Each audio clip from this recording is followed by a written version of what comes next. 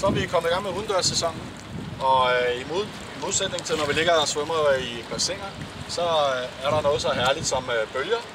Så nu vil vi lige tage en lille kort strækning her, hvor vi ligger og svømmer i bølger. Så skal I lægge mærke til, hvordan bærtrækningen er, når vi kører op mod bølgerne eller væk fra bølgerne. Samtidig med, at jeg nu sørger for, at mine armtag bliver en smule mere brede, end jeg vil køre dem indendørs. Og jeg kører dem bredt for at kunne holde balancen i vandet, så jeg ikke bliver tylet med over i bølgerne. Okay?